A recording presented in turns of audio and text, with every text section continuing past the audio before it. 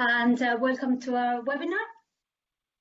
My name is Mara Mormina. I am a senior researcher at the Ethics Center and the Wellcome Center of Ethics and Humanities at the University of Oxford. And I have been running this series together with the School of Oriental and African Studies at SOAS at London. We called it the R4D, or Research for Development series. This is a series that has been running since November last year, and it was born out of a desire really to create an informal space to discuss the challenges around research for development and exchange best practice across the R4D community on how we can do development-oriented research differently, that is more ethically and cognizant, let's say, of the still dominant power dynamics at play in North-South interactions. Research for development really presents unique challenges around impact, around transdisciplinarity, co-production, value for money, and the blurring of the boundaries between our roles as researchers and increasingly as development agents. We know there is a lot of expertise in our R4D community, and we wanted to tap into it. Now, with COVID-19, all these issues that we've been exploring seem magnified. For example, what does impact mean in the context of a pandemic? How has COVID-19 changed research and development priorities? What issues are being forced into the forefront and which ones into the background? What is the meaning of partnerships, for example, between northern and southern researchers, when we're all kind of forced to do our research, look at the world and make sense of it through our computer screens? Does the idea of equal partnership take on a new significance now that travel restrictions mean that northern researchers must rely more on their southern counterparts to take forward projects? Is this finally the time when the concept of southern-led development and the learning that goes with it finally means just that, southern-led? And what lessons can the North, in its hour of need, learn from the South on epidemic preparedness and response? So in these and future seminars, we want to explore some of these questions. Now, for most of us, at least here in the North and globally, this is a time of reckoning. In the North, pandemics are something that happen elsewhere, that could not possibly happen in our towns and city. I think it's as though, death, lockdown, soaring unemployment, poverty, the fragility of health systems, PPE shortages, and the vulnerability of healthcare workers are all new and unforeseen phenomena that are happening for the first time. And to some extent, it's as though the lives lost to HIV/AIDS, Ebola, Zika, have not left a mark in the global collective memory, as though they're chapters in someone else's story. And those stories have little in common with our story, they don't apply. So in our last session, we asked how development researchers and funders can and should respond to the challenges and uncertainties of dealing with the novel coronavirus. How should research priorities be refocused to address some of the many unknowns globally?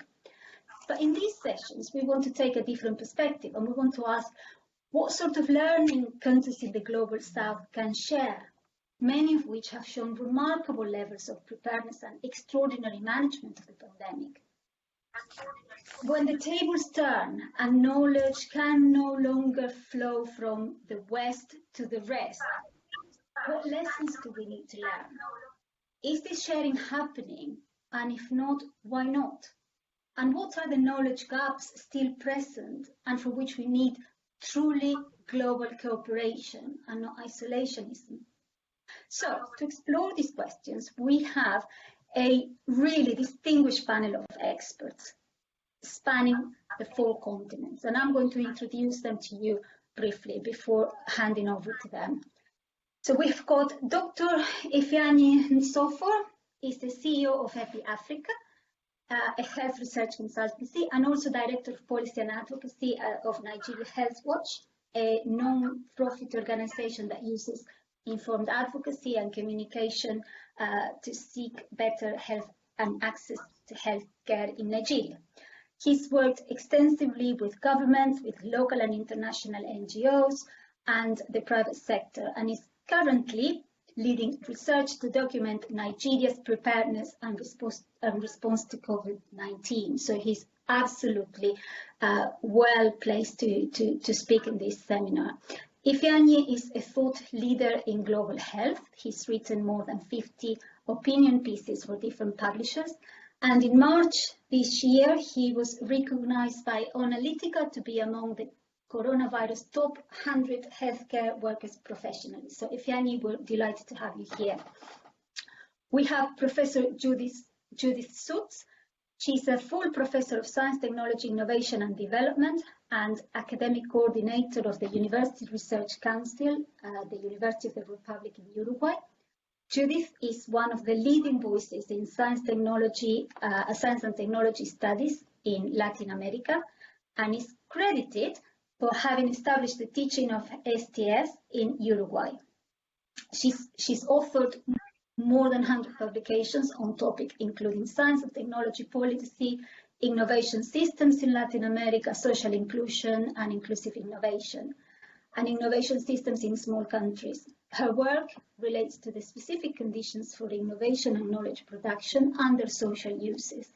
And she's also interested in the role of universities in knowledge creation, and with a focus on ways to build bridges between academic research and social concerns.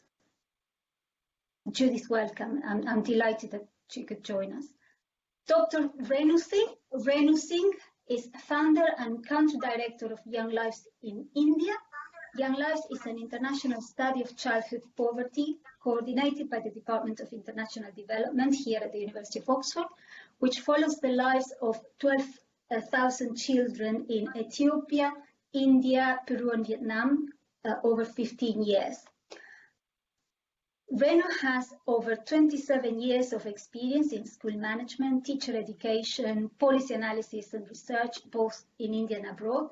Among her many roles, she was a member of the senior management team of Save the Children in India. She's provided technical and strategic lead to an EU-funded technical cooperation fund, was the lead investigator of a US aid project on whole school development, and has been a member of several joint review commissions and working groups on early childhood care and education. And she was responsible for drafting the national policy of early childhood care and education in 2013.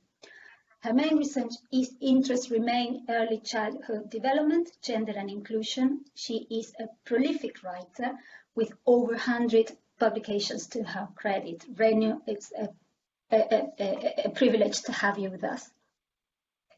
And finally, but certainly not least, we have Dr. Matthew Harris, who is a clinical senior lecturer in public health at the Department of Primary Care and Public Health at Imperial College in London. And he's also honorary consultant in public health medicine in the Imperial College Healthcare NHS Trust. Matthew's research spans global health, innovation, diffusion, and primary care and health services research. Through his work on reverse innovation, he served as an expert witness at the All-Party Parliamentary Group on Global Health, and he's been recognized through several awards for this work. Matthew has been an invited speaker at a number of international conferences and a guest lecturer at the London School of Hygiene and Tropical Medicine, and also at King's College London. He's published over 90 articles in journals, prestigious journals such as the New England Journal of Medicine, Nature Medicine, the British Journal, the British Medical Journal, Globalization and Health, among others. Before joining Imperial, Matthew worked for several years as a primary care physician in Brazil. He was also a WHO polio consultant in Ethiopia, an HIV technical consultant in Mozambique, and a global health advisor to the UK Department of Health. So perfectly well placed to speak not only about the Global South, but also from the perspective of the Global South, having lived and worked in many countries. So thank you all very much for being here and for being willing to share with us your insights. And if I may start with you, Matt, I talked in my introduction about the need for global learning. How do you see COVID-19 has impacted both on knowledge production and consumption globally? And do you think the pandemic has had any impact on knowledge hierarchies between the global North and the global South? Well, first of all, let me just say, Maru, thank you so much for the very kind and generous invitation to participate in today's panel. And it's an absolute honour to share the panel with such esteemed colleagues. I think those are excellent questions. I think COVID-19, I think everywhere in the world has probably impacted enormously on the way that we produce knowledge, and certainly has amplified all that is good and all that is bad, in fact, about evidence-based medicine as a whole. I think it's fair to say that the pressures of COVID has required us to respond with extraordinary speed, and it's been impressive at a global level how much we've been able to galvanise the resources and collective effort within academia and across our networks. And so in many respects, we've witnessed some extraordinary initiatives and advances with respect to how we produce research to tackle COVID.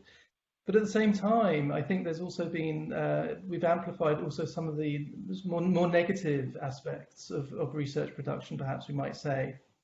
In the rush to publish, we've seen probably much more in the way of observational studies and commentary articles than we probably need to.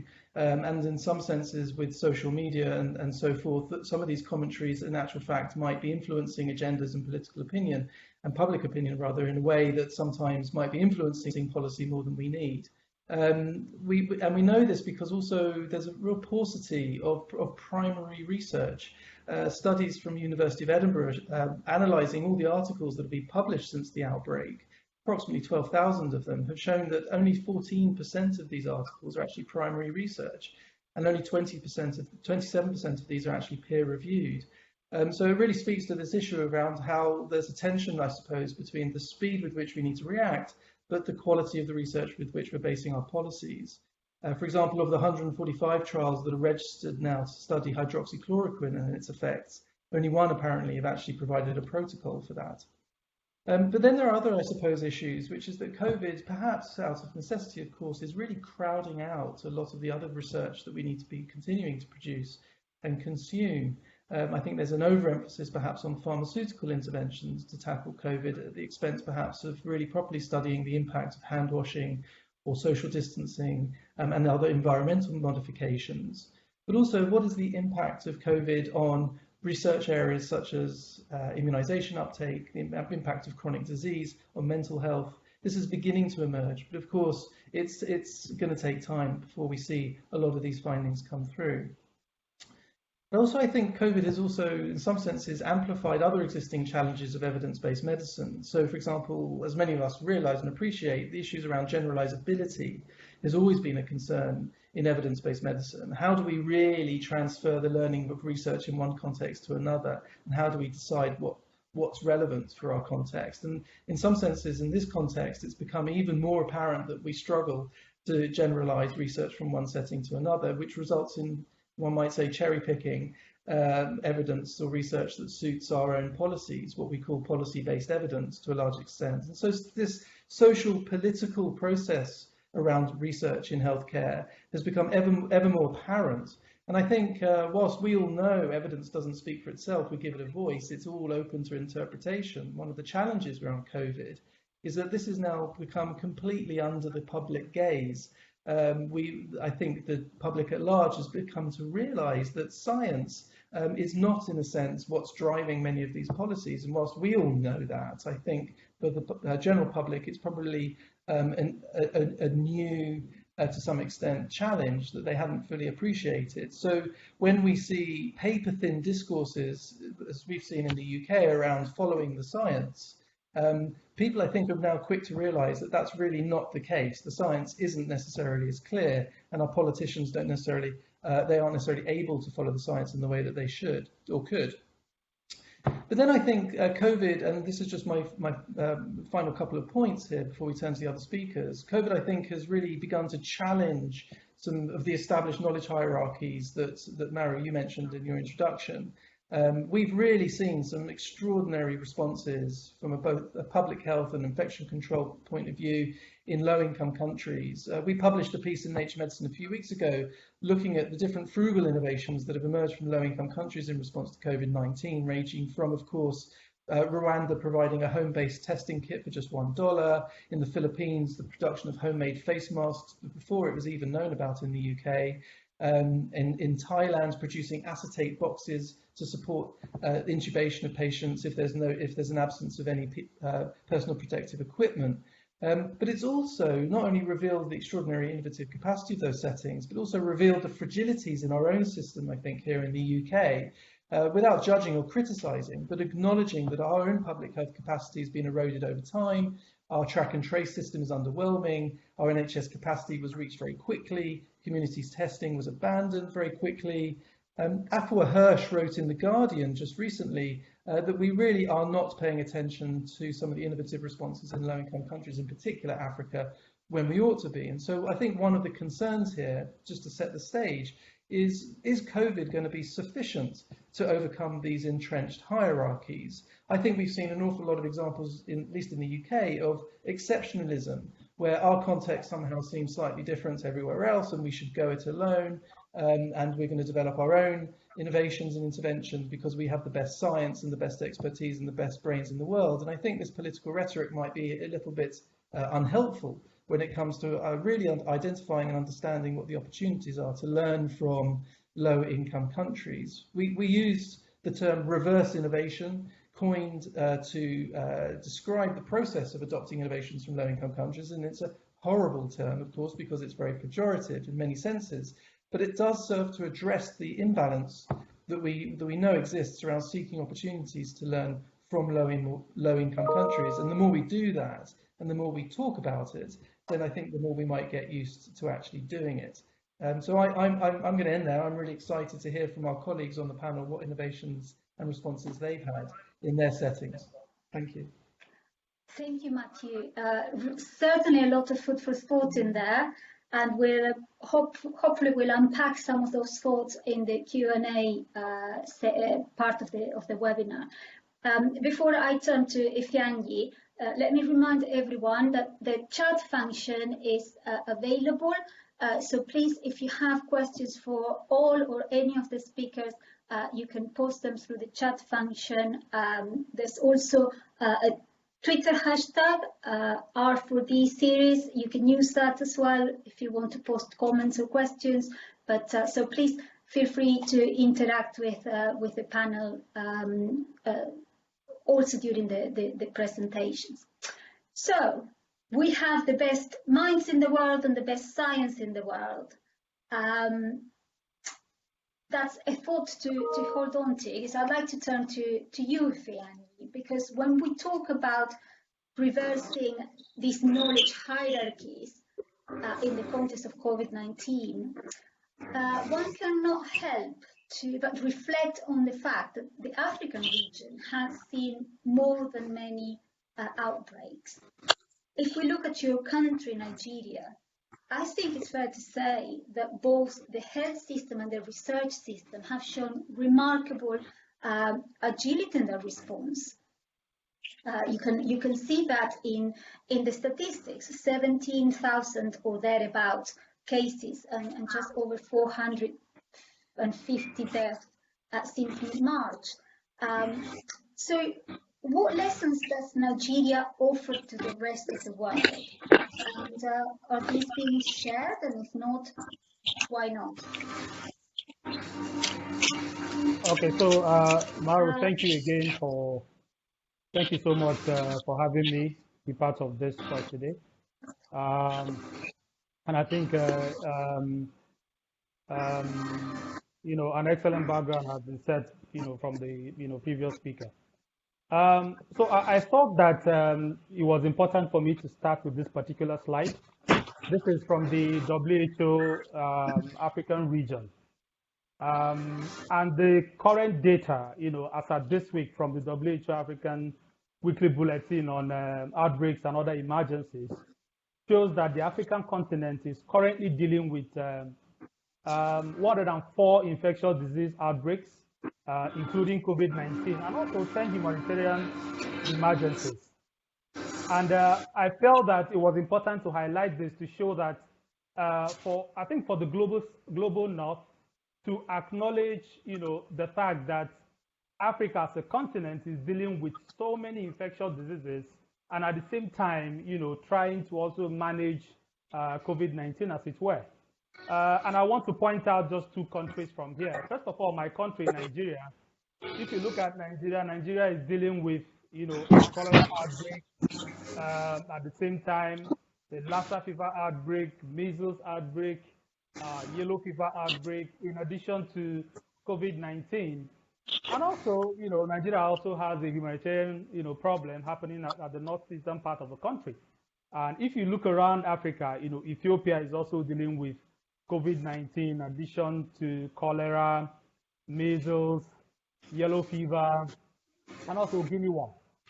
So Africa is dealing with so many infectious disease outbreaks, and at the same time, trying to respond to COVID-19. And I think that the continent should be given, credit for, for this. So based on the work that I do at Nigeria Health Watch for the past 18 months, we have started an advocacy project, that we tagged hashtag Prevent Epidemics Nigeria. What we've been trying to do is to amplify the messaging about epidemic preparedness so that governments can budget more, and also so that people can improve the awareness of people on epidemics. Now, as far as lesson is concerned, from Africa, for instance, I felt that it was important for us to start again with this particular slide. This is from Flight Radar 24, and before COVID-19, the data that we had as per the number of flights every day that fly all over the world, about 100,000 flights. Now, if you look at this particular photo, you will see that most of the flights obviously are in the global south. So if you look at Africa, it's almost like everybody was avoiding Africa. But again, what this tells me is that there's this common mantra that if an infection starts somewhere, within 36 hours, it will get to major cities around the world. So you understand why, in terms of COVID-19 reaching the global south before the global north before the global south, you can understand why that happened. Because even the index case in Nigeria, for instance, we saw in February, and it was an Italian who traveled back to his base in Lagos from Italy. And what are the lessons that we've learned? I think first of all is that the global north, everybody really needs to understand that infectious diseases do not respect borders. So if we think that we're safe in our own parts of the world, then I think that's really a misconception. And if you look at the lessons from Africa, you would understand why early on, when COVID-19 started, most African countries really shut down their borders. Because again, because we've been dealing with different infectious disease outbreaks, we knew how easy it was for things to get out of hand. So the first lesson is that infectious diseases do not respect borders.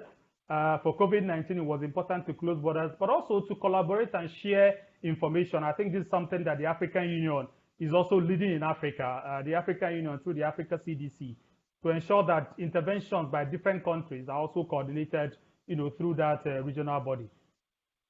The second thing is that one thing that the WHO African region also introduced in the African region for the past 15 years or so is the Integrated Disease Surveillance and Response, IDSR, to show that surveillance actually begins in communities.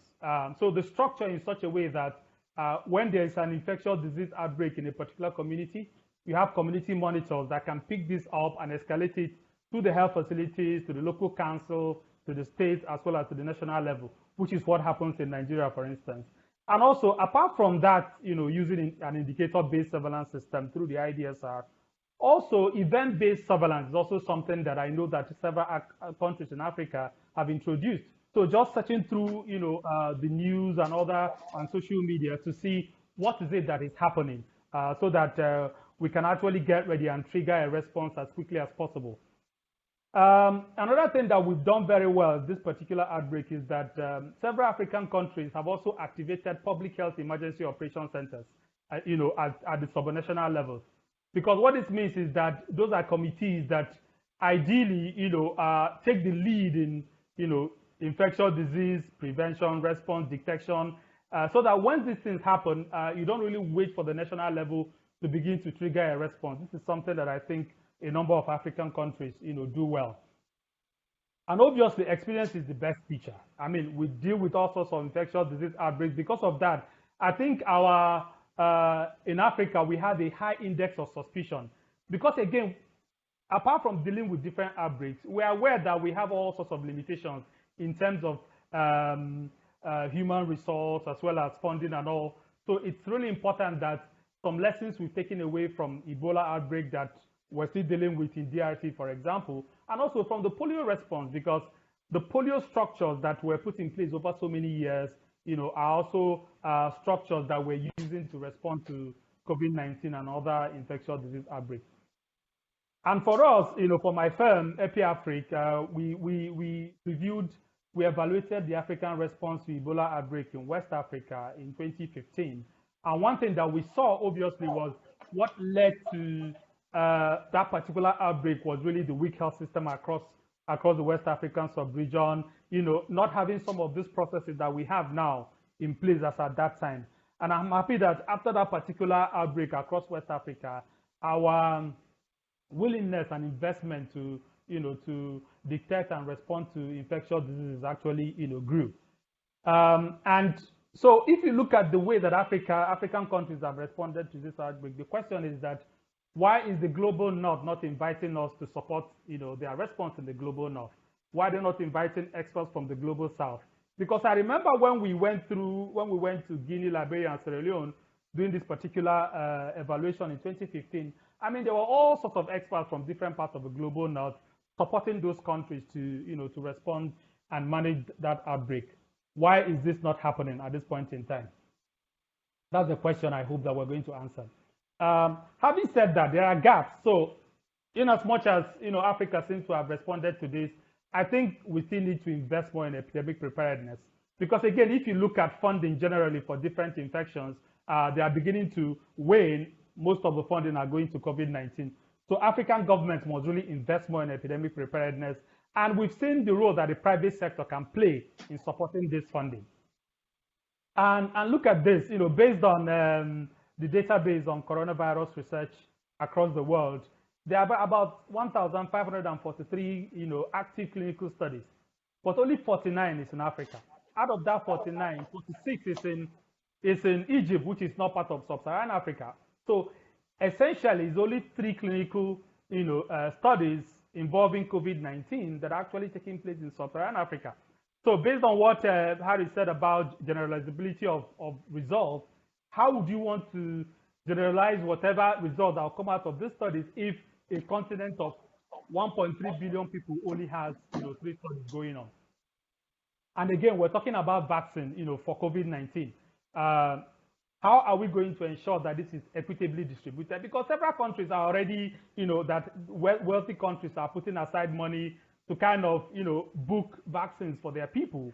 But I'm happy that, eminent people from the global north and the global south have been advocating that this should be a people's vaccine, that eventually when it comes, it has to be equitably distributed. This is something that I know that Africa and other low and medium income countries may suffer, as a result of the inequity that exists in this space.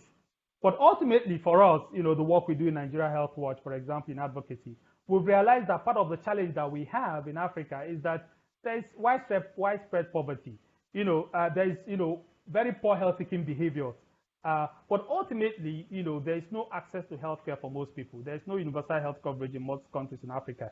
And we think that the best solution for not just, for epidemic preparedness, but also to ensure that when they happen, that countries respond efficiently is to ensure that we have, a public funded universal health coverage system.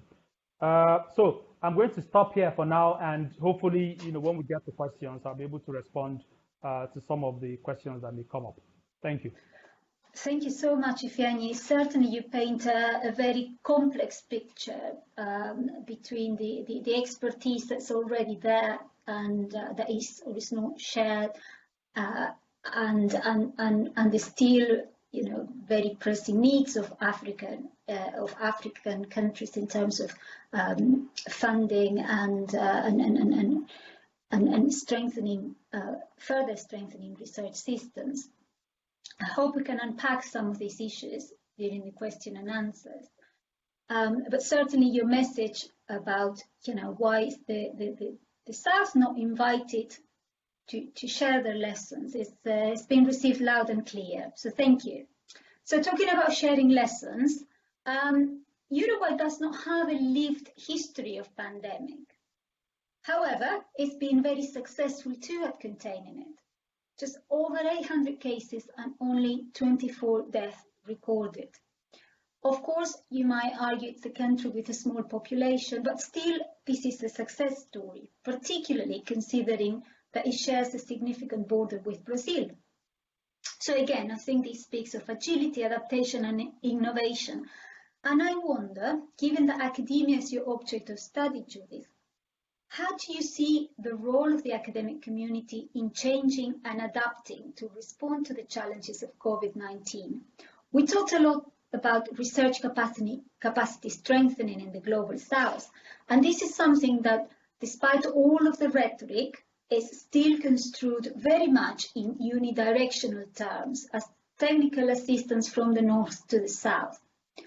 Yet, what we see now in the context of this pandemic is that around the world, the scientific community is mobilizing, and it's mobilizing everywhere, and showing that capacity is and has always been there. What wasn't there were the right questions, the opportunities to harness that capacity. How do you see both the presence of science and technology in Latin America, perhaps Uruguay in particular, and perhaps more importantly, the future? In other words, what's there and what's still missing?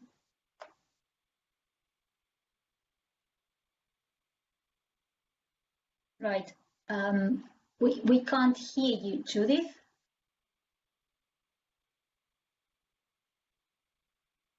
Right. I think it's possible that she may be muted. No, she's not muted. I can see she's not muted. Judith, can't we can't hear you. Right, okay. If you can hear me, perhaps you can leave the meeting and join again, and hopefully that will solve the problem. So if you were able to join and to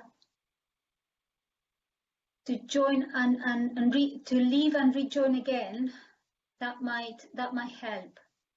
So in the meantime, why don't we move to Reno? Reno, you're a social scientist. Oh, hello? Judith, are you there?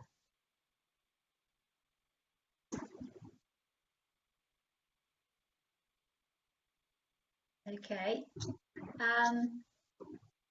I think Judith is trying to connect, so let me move on to Reno, and hopefully by in a few minutes Judith will be able to join.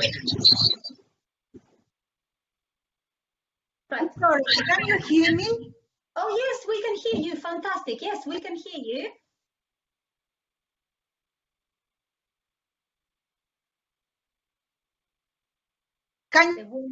Yes, yes, we can hear you, Judith. Okay.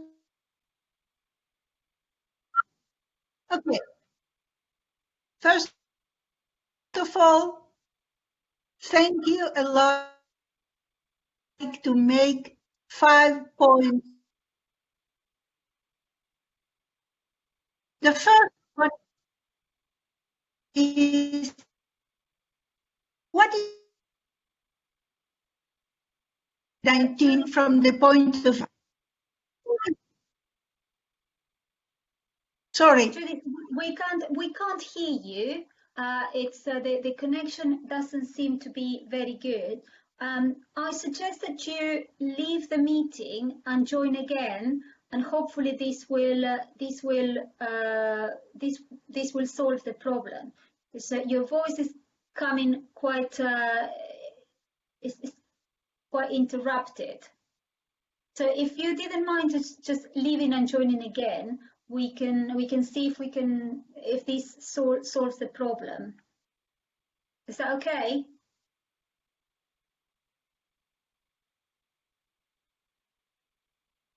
Right. Let's try to solve this. The beauty of technology, I think. Let's see if we can solve the problem with Judith, because we really want to hear from her. Now, Renu, you're a social scientist.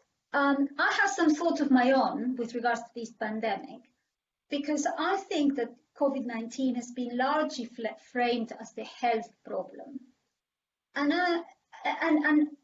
framings are important because framings push certain solutions. If you frame a problem in one way, then you constrain a certain suite of solutions.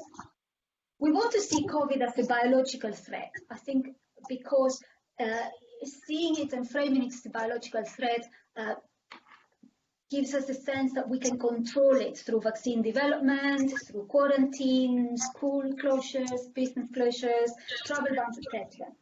But whilst all this is important, critical indeed, without attention to the long-term social and economic cost, these measures can cause more harm than good. Yes, we're beginning to see the economic tsunami unleashed by the pandemic, but this is very much considered as a collateral damage and not as an integral part of the problem. Yes, we have a virus that can make people sick and can make people die, but it is also a virus that exacerbates existing inequalities. The biological dimension is, if you like, grafted onto the social dimension. And there's still little joined up thinking connecting the two. And what we have are measures trying to mitigate the economic damage and get quickly back to normal, but perhaps without realizing that normal was the problem, just to paraphrase a phrase that's done the rounds on Twitter.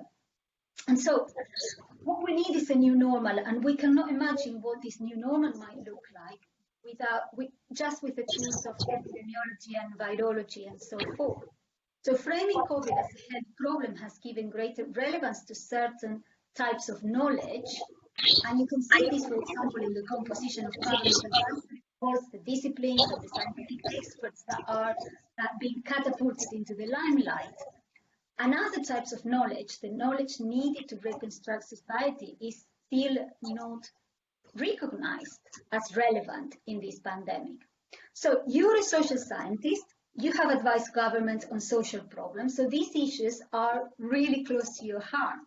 So has India's response to the pandemic been influenced by scientific evidence?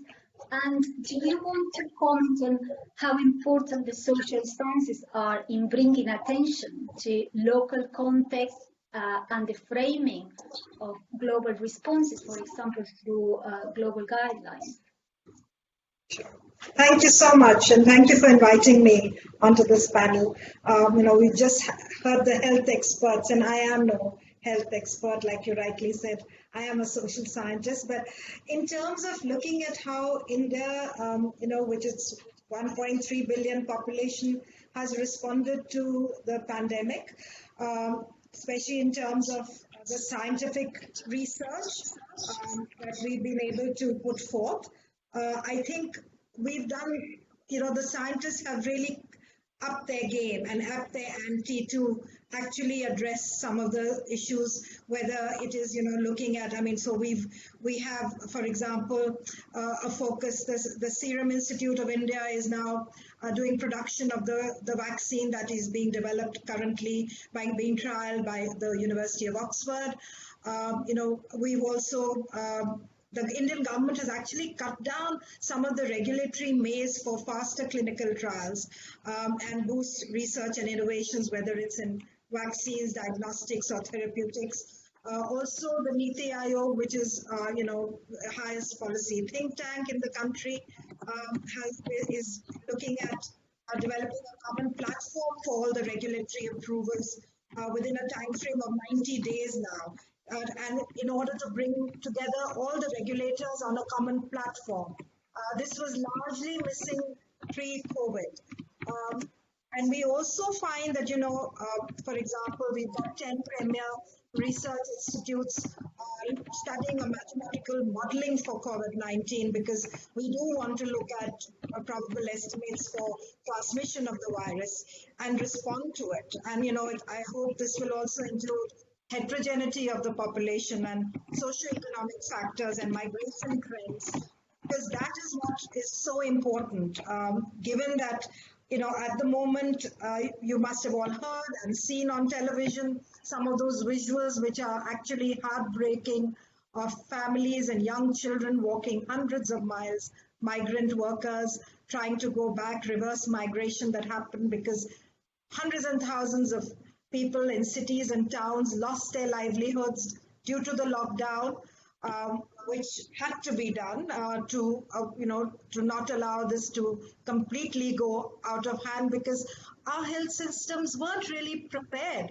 Actually, globally, none of the health systems have been prepared. It's not just the South, but definitely in India, we were definitely not prepared to actually address such a humongous problem. I still feel we are struggling to make sure we have enough ICU beds. But during the lockdown, what did happen was we did, I think, and a lot of, I think we need to congratulate the production of the PPEs, the testing kits that, the IITs came forth with. So a lot of the scientific community definitely, I think, has done a lot. Is that enough to in the face of this crisis? May not be so. And I think we're still, trying to do our best to meet the challenges. But I would again like to say that, it's very easy to categorize India with having as many as 367,000 cases. But I think we need to also look at how states are performing. And we have some excellent case studies of states like Kerala, even the Northeast states, which actually, because I think just as, we've just heard of how, being a country where too many people will not travel to is actually something that will save that state from having huge numbers of people getting infected. That has also worked out for places in the northeast of India, where very few people really traveled in the early days, and it was only after lockdown now people are traveling. But I think to answer your question of, going beyond, I think, so one of the interesting things that we are hearing is how, there is interagency collaboration between what is our traditional forms of medicine, the Ayurveda, the Unani, the Siddha, what we call, which is governed by the Ministry of Ayush, and which are the botanicals, how they are now actually doing clinical trials with some of these, botanical, and we have a botanical drug, right now, which is Coccolus herustus, which we call Patar Garudi in Hindi. That is being spearheaded by Sun Pharma. For the first time, rather than, just looking at traditional systems of medicine and their extracts, which is not found use in modern medicine, we're going back and saying, let's be scientific about it. I think this is a huge step forward. For the first time, this is happening in India. But I would just like to, I think, build on what you just said, Maru, where, so what do you do when you know at the moment we don't have a cure in terms of a vaccine? We are all struggling with that, but we are talking of social distancing and hand washing as being two things that everybody should be doing. Look at the context in which people in slums in, say, metros like Mumbai, Delhi, and Chennai are living. Just think of them during the lockdown. You're talking of now the lockdown has opened. These slums have no piped water in the homes. These are very densely populated cities. Mumbai is the most densely populated city in the world. And if you look at the statistics, the last NSSO 76 round reported only 21.4% households in India having piped water connections. So what do these people depend on? They will depend on going and picking up buckets of waters from tankers. You're talking of the norm and a guideline of at least a 20-second hand wash, many times, several times in a day to kill the virus, which will take on an average 2 liters of water per wash. So how are you going to expect these families to have even enough water? Never mind soap. Also, how do you do safe distancing? How do you maintain safe distancing when people are, 4 or 5 people are living in one room tenements? How do you look at these? I think it's so important, therefore, when we're looking at guidelines being formed, how do we look at local context and how do we respond to it? Dharavi, which is the biggest slum in Asia, actually has been able to control. Everybody was making projections, that this would be completely out of control. But they have been able to do this through community, actually mobilization. But health workers who have, ASHA workers and others who go home to home have become like friends, and they have been the ones supporting people in every way. I think we need to also look at these sort of examples as being able to, rather than saying, okay, so these are the guidelines and you have to go with them. I think we have to look at contextual factors. Also think of what might happen during the lockdown for people who usually go to a community hand pump or a well to fetch water. I wonder what happened. There isn't enough research even to capture this. I don't have the answer to this because I haven't been able to go out there and do this. But just to say that as Young Lives, we run this longitudinal study, we are now doing a telephonic survey rather than a face-to-face survey this year across all 4 countries to respond and to find out how COVID has affected our respondents. So I think we also have to find new ways of doing research. It's right now, we've just begun the survey, and it's not, I guess it's a learning for us as well. We had to even train our enumerators, sometimes sitting in different places rather than sitting together, doing simulations together, doing our pilots together. So how do you pair up people and then do those pilots? These are all new challenges for us researchers as well. And I think we will have many lessons at the end of this. And I hope, yes, these will be, I don't know what is South-led or North-led, because I think we need to break down these walls. I think COVID has shown that, there is a need to stop this rhetoric, and it shouldn't be led, but rather can we put our best heads together within countries and across borders and try and work out how best we can serve the populations that this research is meant to build quality of life for. I mean, that is what we do, the work we do. I mean, so how are we able to generate that evidence to be able to influence policy? And I think the COVID definitely has probably opened up more appetite for scientific research. The social science research, I think we still need to, be able to mobilize enough research evidence to be able to inform policy, to be honest. And I hope we'll be able to do that. But just as a one-off thing, just to say that, right now India has 367,000 cases that have been reported.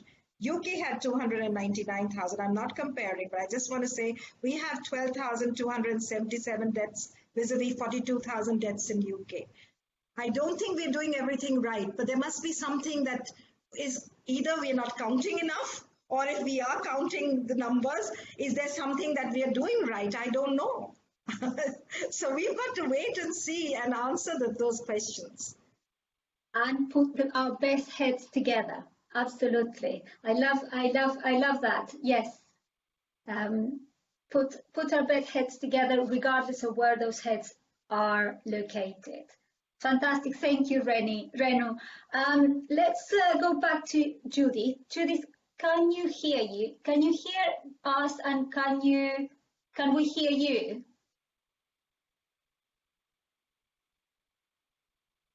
Oh dear. No. Right. Okay. Oh, I'm so sorry. Right. Okay. Oh, I'm so very sorry. I think well, for those of you joining us today, Judith, I really wanted to hear from Judith.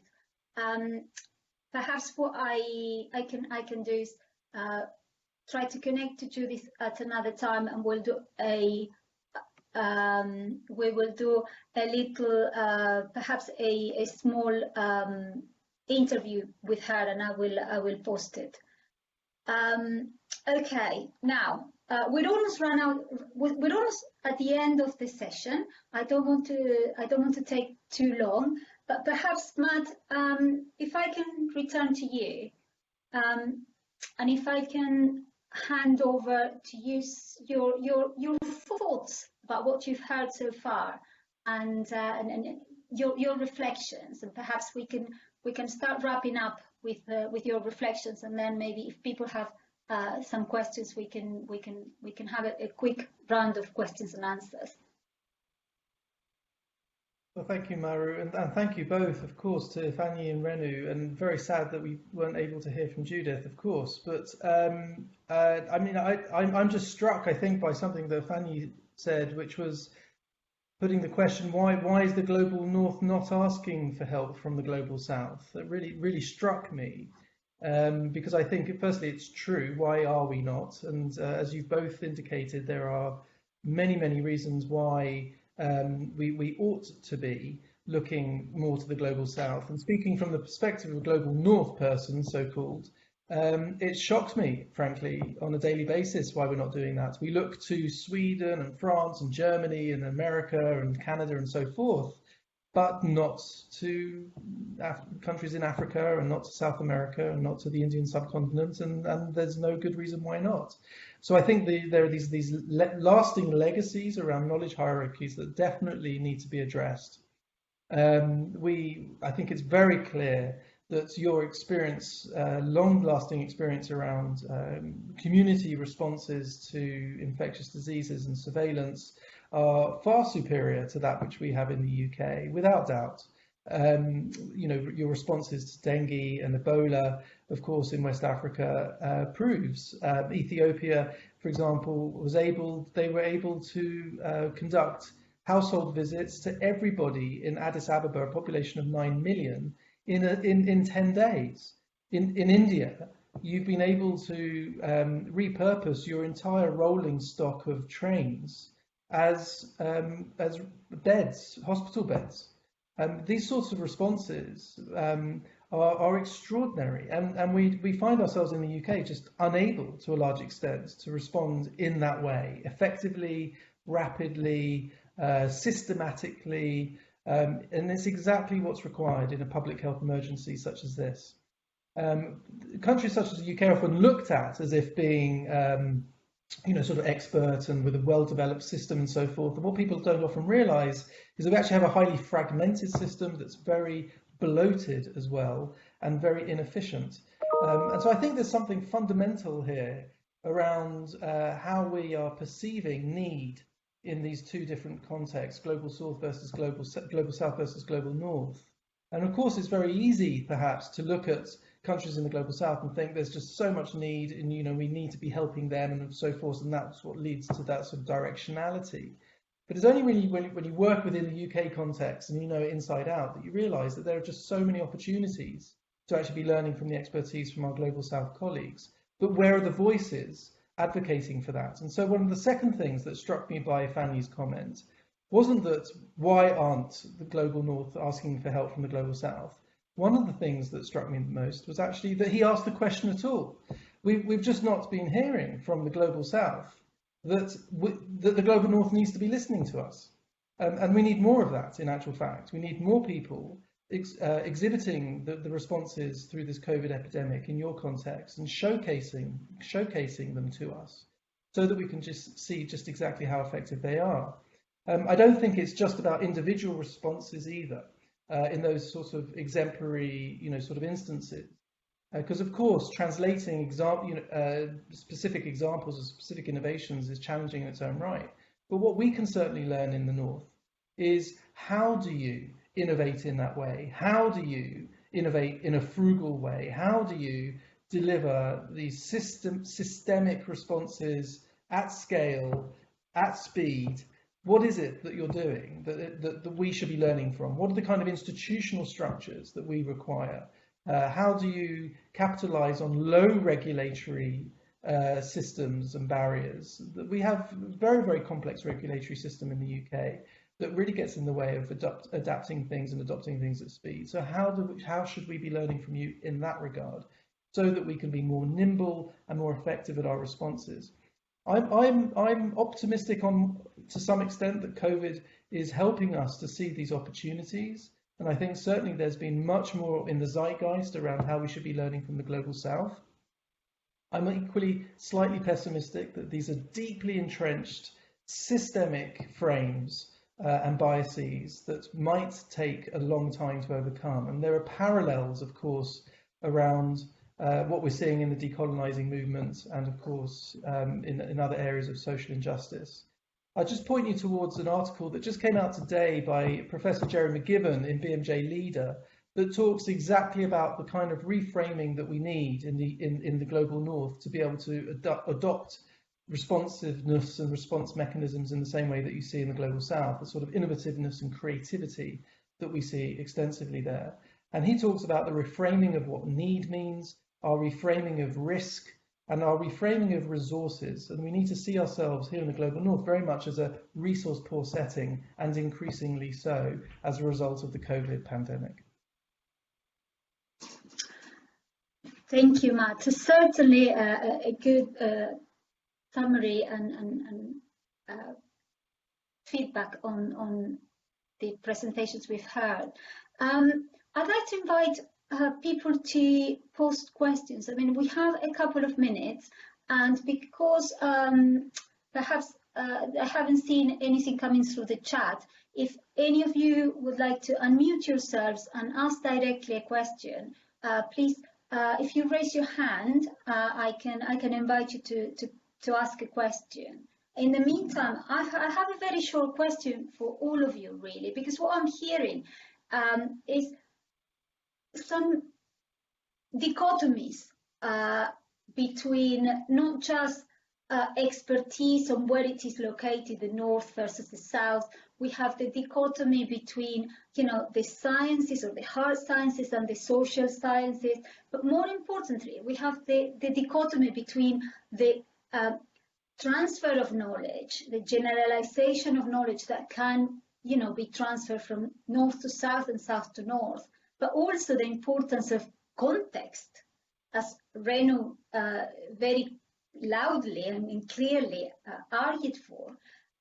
So I'd like to hear from you, how do you reconcile these dichotomies? How do you reconcile, for example, the need to share knowledge that presupposes that the knowledge is generalizable and applicable across borders, but at the same time the importance to pay attention to local context, and as you rightly said, Ifeanyi, to fund research that understands better those local contexts. So how can we reconcile the two? Can they be reconciled? Do they need to be reconciled? Any of you? Okay. Okay, thank you so much, Maru, and thank you, Matthew, for your comments. So I think to me, first of all, is to understand that infectious diseases do not respect borders. And as long as there's a weak link anywhere in the world, that means that even the most prepared society is also at risk. So that if we understand that, I think it kind of helps us take off from what Renu said about, using our best heads, no matter where the heads are. Because ultimately, I think COVID-19 is a good example to show that if you think that in your own part of the world you're safe, nothing will get to you because infections, really happen somewhere in the tropic. COVID-19 has kind of disproved that look, as long as an infectious disease is happening anywhere, the chances are that it's going to get to, to any part of the world. And I think there are some lessons that, that say richer countries can learn from us, for instance, because what Matthew said about Ethiopia and how they were able to actually do active case search, go to all those houses, it may seem old and primitive, but it's efficient, especially when you look at the fact that in our own context, maybe for different people where they live, issues of data, reaching them through phones and all.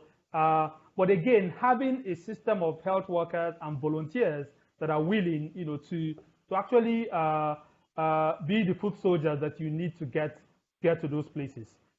So to summarize, for me, there are good heads everywhere. And on a personal level, I did my postgraduate training at the Liverpool School of Tropical Medicine. So even the Global North has trained me. So if you've trained me, I came back to my own country to continue doing the work. Why can't I come back to the Global North to contribute to what is happening there? So it's almost like the Global North saying, okay, what the knowledge we invested in you, let us start back, from it. So ultimately, there are good heads everywhere. Infectious disease do not respect borders. I think the more we collaborate, the better. And this webinar and this platform, I think, is a very good opportunity to, to begin that conversation and also take it to scale. And it certainly is just beginning the conversation. And I am so disappointed that we've run out of time, because there are so many issues to unpack, and I would love to ask you many more questions, but I think we need to bring this to a close. Thank you very much, all.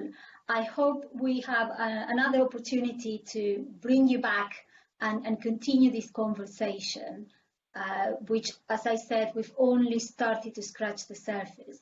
There's a lot more that could be said around this topic. What would it take for the Global South to be recognized as a relevant source of knowledge, for example? What needs to happen?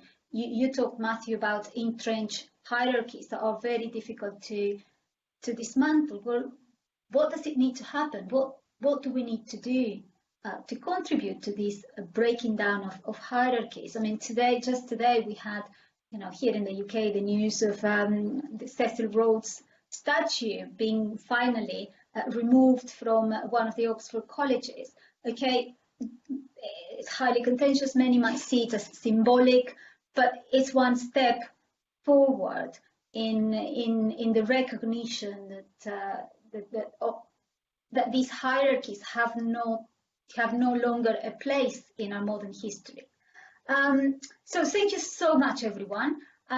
Just to close this webinar, let me remind you that this is part of a series, and the next webinar in this series is going to be led by SOAS, by my colleague, Dr. Romina Strati. It's going to be in July, and we will circulate details. We'll advertise it very widely through our various networks, and we really very much hope you can join us then for another webinar. This time will be on safeguarding issues in development research. So thank you very much, and thank you again to all of you. Judith, I'm really gutted that you could not join us, but we will bring you at another time, and we will have the opportunity to hear you. So thank you very much. Have a lovely rest of the afternoon for those in the UK, or rest of the evening for those in India, and I will see you soon at our next webinar. Thank you very much. Thank you. Bye-bye. Thank you. Bye-bye.